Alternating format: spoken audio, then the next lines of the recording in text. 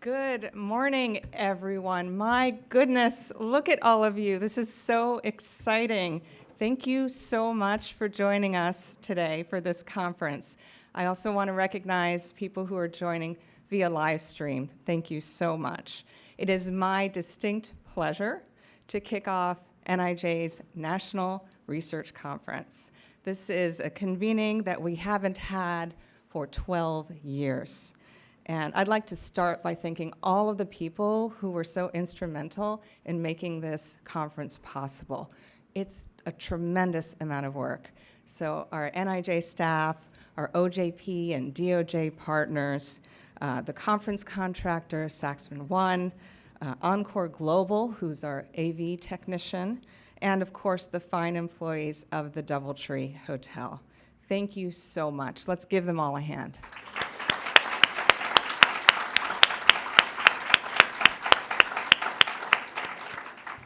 Now, as some of you may know, I'm no stranger to NIJ. I worked at NIJ many years ago under the direction of Jeremy Travis at the time. And that was when NIJ had a national research conference routinely. And when I started back in this position as director a year ago, it was a no-brainer for me to say, let's bring this conference back. It's so important. It's important because if we just create research for research's sake, what's the point? We're not making a difference. We need to bring together researchers with their practitioner partners, with policymakers, with advocates, with the people who are the consumers of the research, so that we can dig deep into research findings and explore together how we can make those findings lead to changes in policy and practice. That's why I'm so pleased that this collection of folk are actually quite a diverse crowd. Yes, of course, almost half or over half, 55% to be precise, are researchers or analysts or scholars in some way. But then the next biggest swath are practitioners of all stripes.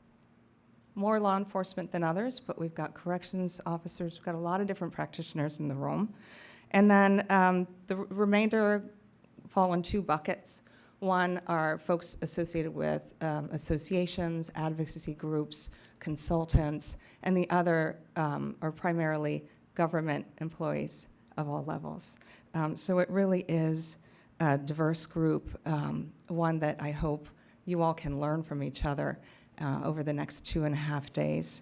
And the agenda is definitely a busy one, but it's starting off with the very best speaker ever. I'm thrilled that Merrick Garland can join us today. He has, throughout his career as a prosecutor, as a judge, and now as Attorney General of the United States, always been in steady pursuit of justice based on facts. And that is so important to me, and as a leader of DOJ, we've seen his commitment to research, to evidence. He brings so much integrity to the job, and he's been a strong advocate for department resources to go towards the science mission. I'm so thankful for that. He really needs no introduction, so with that, I will just say I'm so honored that he could take the time to be with us today and share his thoughts. Please join me in welcoming the Attorney General of the United States, Merrick Garland.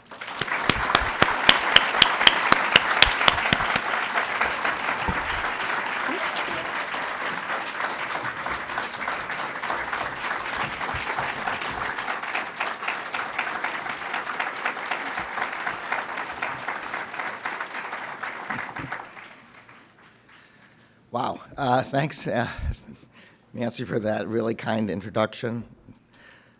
Thank you for your leadership of the National Institute of Justice. Thanks, Amy, for your leadership of the Office of Justice Programs and all of its science agencies. It's really great to be here.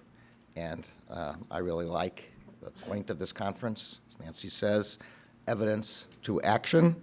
Far too often, research findings do not reach the people who can best use them to improve their outcomes for their communities.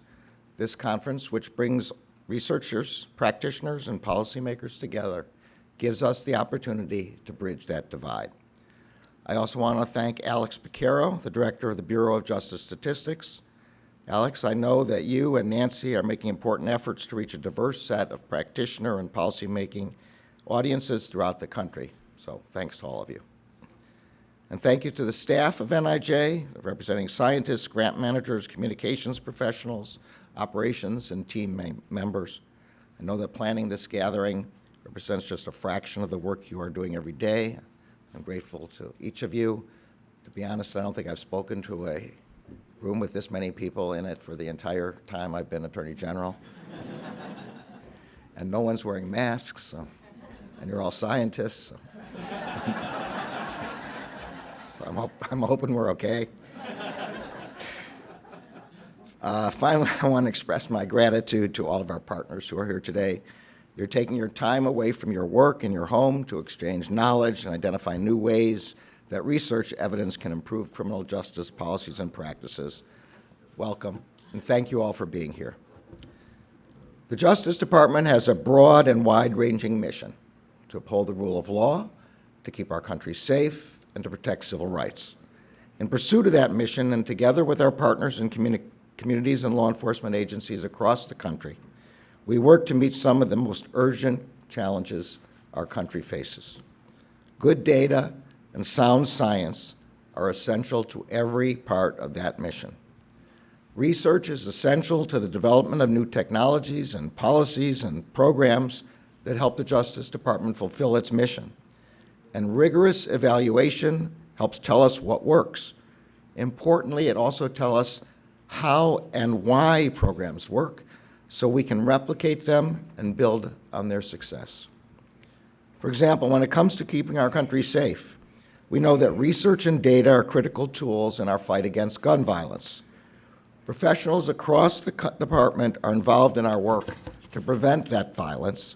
Experts from the ATF work every day with their state and local partners to coordinate comprehensive crime, gun tracing, and ballistics evidence analysis. Our prosecutors bring cases against those responsible for the greatest violence, and we invest in evidence-informed, community-centered initiatives aimed at preventing and disrupting violence. Earlier this year, I traveled to St. Louis, where the department hosted our partners for a first-of-its-kind convening on community violence intervention strategies.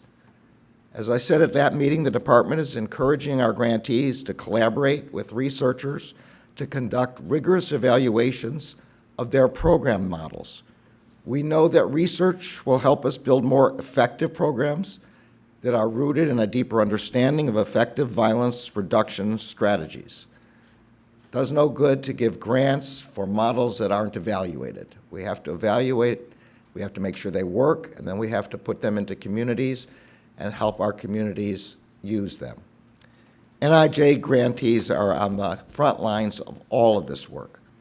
For example, NIJ has invested resources in the development of risk terrain modeling, an analytic method that helps local governments better understand the relationship between a community's physical conditions and crime. Through this method, cities can develop tailored strategies to prevent and disrupt violence in collaboration with the people who are experiencing it. Grantees have also conducted essential research related to understanding and preventing mass shootings. This includes the development of a mass attack defense toolkit. That toolkit is an evidence-informed guide to deterring, detecting, and stopping plots to commit mass shootings and other mass attacks. Researchers study the tragedy of mass shootings in schools, and they have identified the impact of measures like threat assessments, tip lines, and safe storage of firearms in reducing the risk of such shootings. NIJ's grantees also have a critical role to play in the department's efforts to protect our communities from deadly fentanyl. Research featured at this conference demonstrates the value of methods for the early detection of emerging drugs that are subject to abuse. These methodologies can aid in understanding and addressing national challenges like the fentanyl epidemic. I also appreciate the growing body of research by NIJ grantees studying officer wellness, training, and accountability. This knowledge will help guide our efforts to provide the support that police officers need and to help build trust between the police and the communities they serve. As I've said many times to the Justice Department's workforce, our responsibility to uphold the rule of law is one that must guide all elements of our work. The rule of law dictates that our prosecutors treat like cases alike, that there is not one rule for the powerful and another for the powerless, one rule for the rich, another for the poor. The rule of law dictates that we apply the law in a way that respects the Constitution. I am grateful to NIJ because it has funded research on how prosecutors can better use data to drive decision-making in the pursuit of those principles and achieve just outcomes. Finally, I'm grateful for the work NIJ grantees have done to help the department fulfill its founding purpose to protect civil rights. Grantees have conducted important research that strengthens our efforts to combat and prevent hate crimes, to improve hate crime reporting, and to address the needs of victims. In short, across the breadth of the department's responsibilities, your work informs our work. I know the efforts I have noted are just a small sample of the work that is being done by NIJ grantees across the country and by so many of you in this room. I'm sorry that I can't mention every single one, but I can say we are grateful to count everyone in this room as our partner in upholding the rule of law and keeping our country safe and protecting civil rights. Thank you for being here. I look forward to our continued work in the coming days. Have a great conference.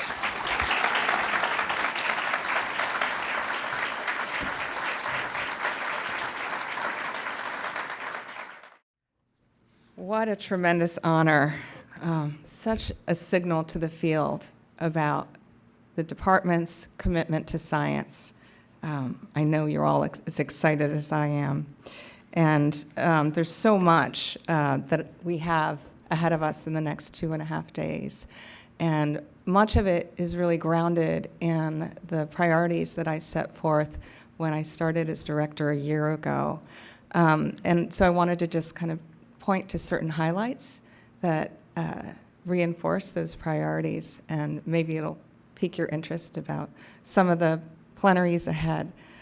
First, research should be inclusive of the people closest to the issue or problem under study. If you've heard me speak at all in the last year, you've heard me say that over and over again. It's become a mantra, and it's so important. Inclusive research is research that includes tapping into the opinions and experiences of prosecutors, of probation officers, of police officers, but also community members, people who have experienced the justice system. This is so important. And it doesn't mean that everything needs to be full-on community-based participatory research, although I am a fan, nor does it mean that it has to be purely qualitative research. In fact, I'm a fan of mixed methods. But it does mean that we need to be intentional about this work.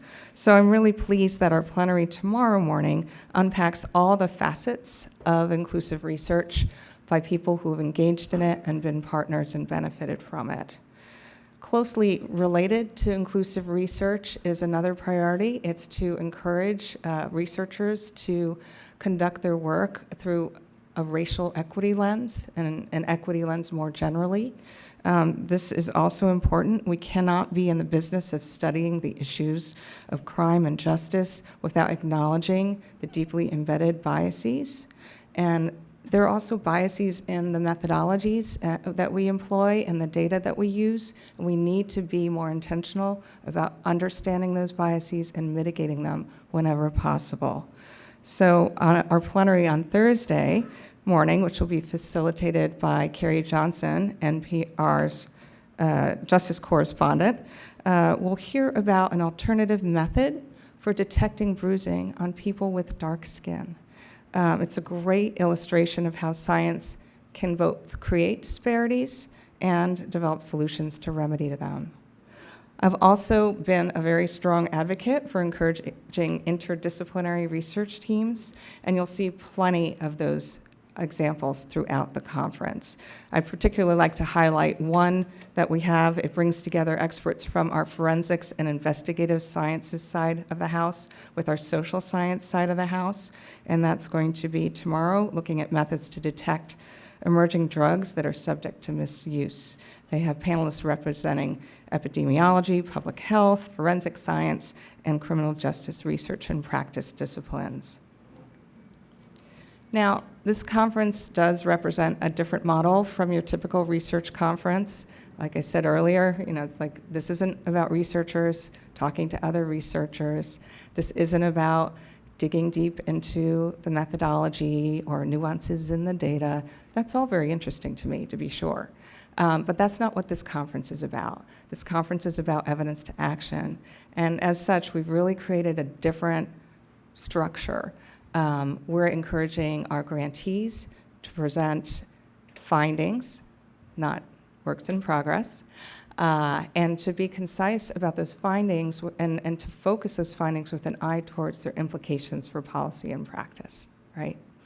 And we have discussants representing practitioners, policymakers, advocates, association heads that will have equal time as the time that a researcher has to really dig in and discuss the implications of those findings.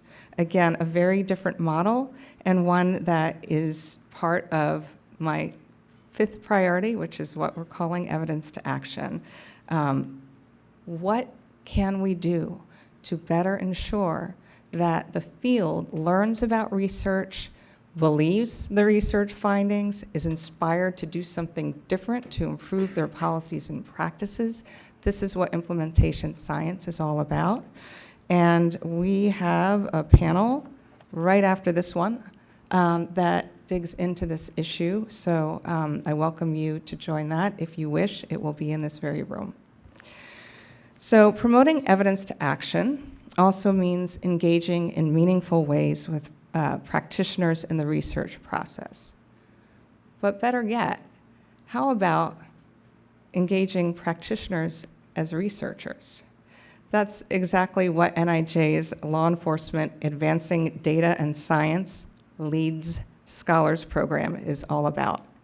And since 2014, NIJ has supported and empowered research-minded practitioners, originally sworn officers in law enforcement agencies, to learn about research, to conduct their own research, to connect with others. The program has since been expanded to include civilians and some academics who have demonstrated interest and track record in authentic partnerships. And they are an amazing collection of people. If you are a current or past lead scholar, would you please stand and be recognized? Yeah.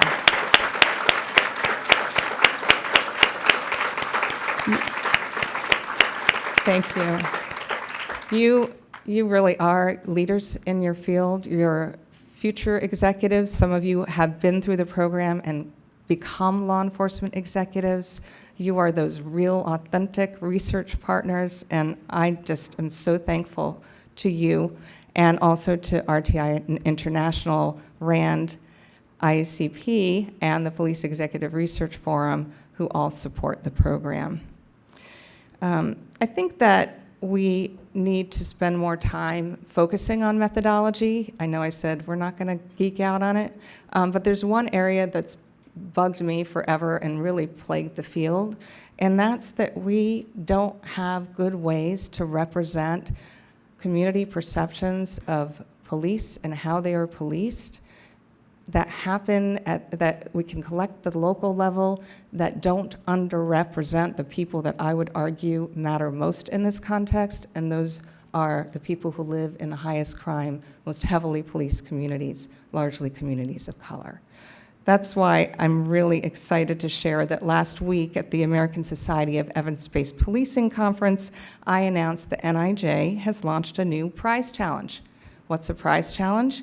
It's a new way to invite innovation in the field.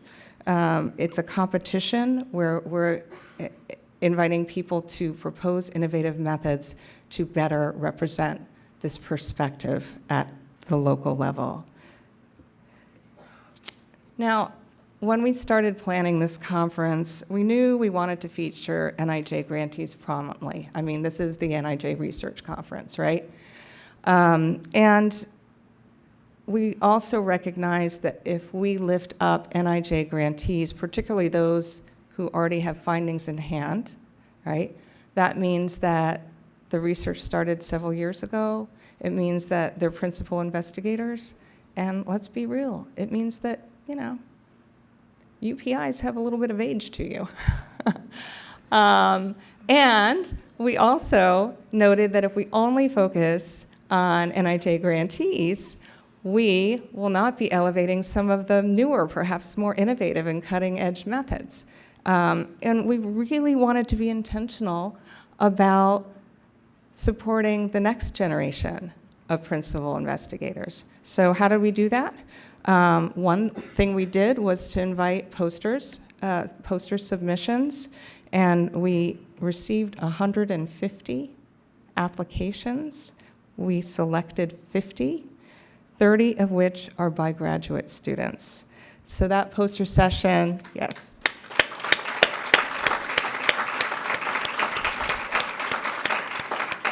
That poster session is tomorrow from 5 to 7, and there will be prizes. We'll be announcing those winners on Thursday morning. But we wanted to go even further to support our future leaders and scholars in this space. So we also conducted a competition for a student scholarship program to pay for their travel and lodging and expenses while they're here at this conference. For that, we received 181 applications. We had resources to cover 25 of those, and I'm so glad they're here. They represent a variety of disciplines, and about half represent minority-serving institutions. So if you are a student whose poster was accepted or who received a travel scholarship, would you please stand? Let's all give them a round of applause.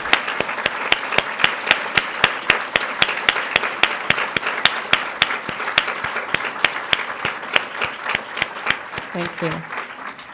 You are our future. We're so glad you're here to listen and to learn and to network and to bring your new, fresh ideas and energy to our field. Thank you for being here. I also want to acknowledge present and past NIJ and OJP leaders. I'm so pleased that Lori Robinson, former Assistant Attorney General of the Office of Justice Programs twice over, is here with us today. And I also welcome John Lobb, former NIJ Director. There may be others that are tuning in by live stream, so thanks to you as well. You have laid the foundation for the NIJ of today, and I'm tremendously thankful for your vision and your leadership. I am also blessed to have the most amazing collection of colleagues as heads of OJP's other components. Alex Vaquero, my partner in all things science, head of the Bureau of Justice Statistics. Chris Rose, my former NIJ colleague from years ago, former acting NIJ director and current presidentially appointed director of the Office for Victims of Crime. Liz Ryan, administrator of the Office of Juvenile Justice Delinquency and Prevention. Carlton Moore, director of the Bureau of Justice Assistance. And Helena Heath, director of OJP's Smart Office. You can hear from them later today after lunch at the fireside chat, which will be kicked off by Associate Attorney General of the Justice Department, Vigne Gupta. They'll be sharing how they're integrating science into their agency's mission and work. And tomorrow afternoon, Alex and I will be sharing our thoughts on the future of research and statistics and answering questions from the audience, where we'll be prioritizing questions from our graduate students at the conference. So my amazing colleagues are truly that. They're amazing. And we are so fortunate to benefit from the vision and leadership of the newly Senate-confirmed Assistant Attorney General of the Office of Justice Programs, Amy Solomon.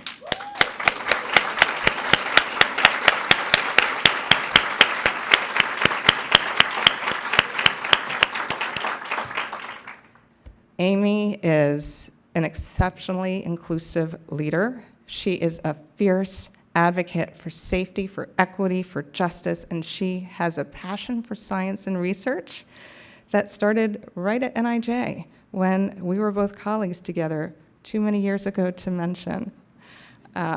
Amy served as a senior advisor to the OGP Assistant Attorney General during the Obama administration. She also led the Obama administration's Federal Interagency Reentry Council.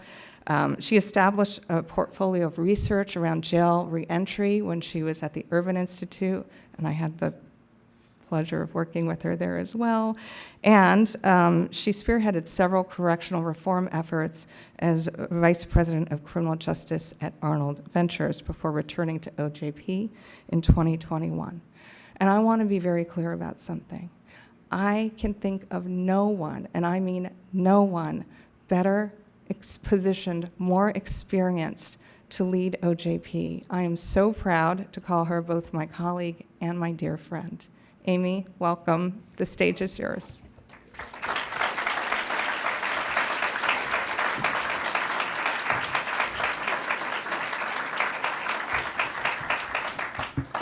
Thank you, Nancy, for that very generous and moving introduction. I appreciate it. And good morning, everyone. It is incredible to be in this room at the NIJ conference after more than a decade. I am so glad to be here.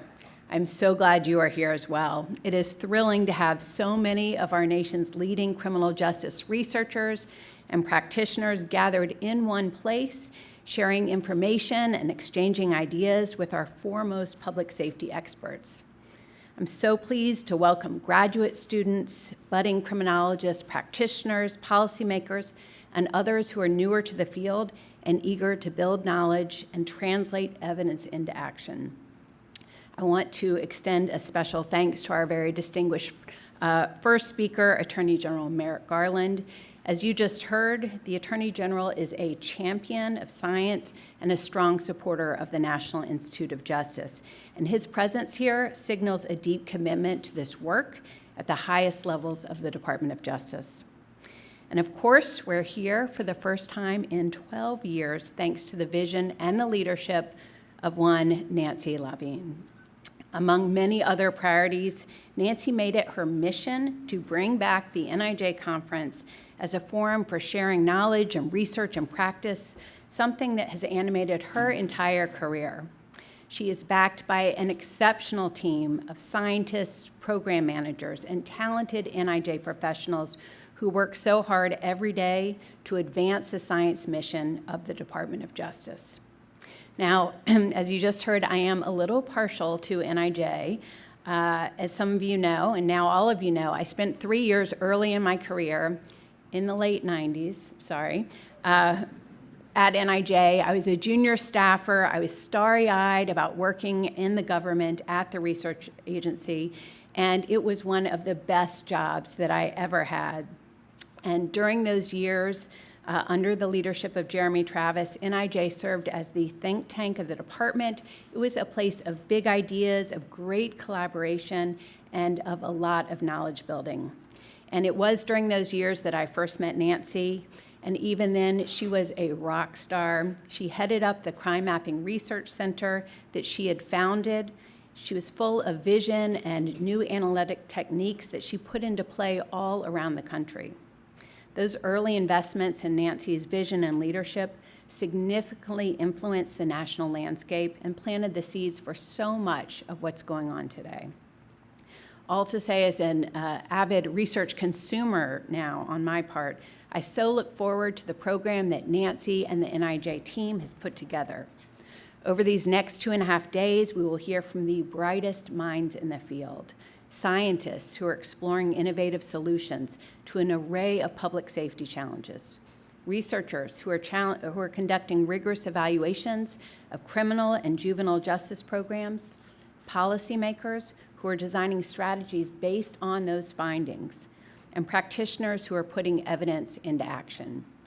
This is a jam-packed agenda. It reflects the most urgent and important crime and justice challenges of our time, from gun violence to hate crimes, from drugs and gangs to domestic radicalization, and from the latest developments in forensic science to the benefits and challenges of artificial intelligence, from women in policing and officer safety to the health of our nation's corrections culture.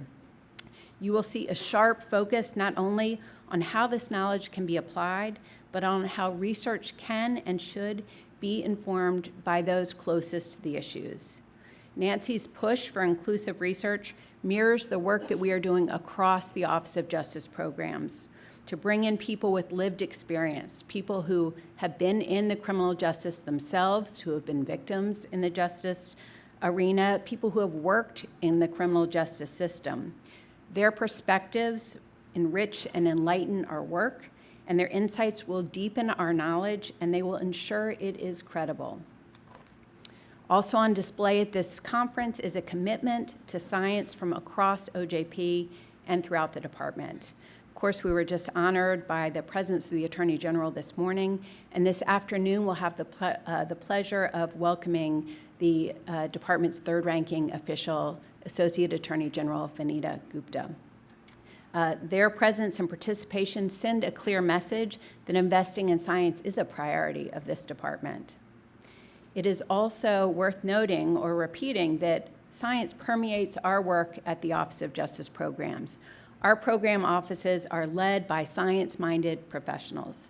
The director of our Bureau of Justice Statistics, Dr. Alex Piquero, is one of the world's top criminologists, and the heads of the other program offices, who you will hear from all of them later this afternoon, have extensive track record working with researchers and deploying data and evidence to tackle the justice system and the victim services challenges faced by our communities. I am so looking forward to leading a discussion with them this afternoon, and you'll hear about the ways that we invest in and rely on science in our day-to-day work. I hope you can see that this administration and this department are committed to strong science, and this commitment could not come at a more opportune moment. There are so many urgent challenges in front of us and so many questions about how to meet those challenges.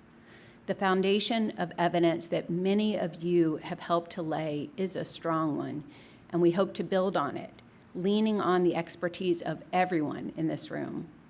I am so excited about these next 3 days of networking and knowledge sharing, and I'm looking forward to working with all of you in the months ahead as we double down on our commitment to science as a key investment in creating safe and just communities. Thank you so much for being here. I'm so looking forward to the conference. Back to you.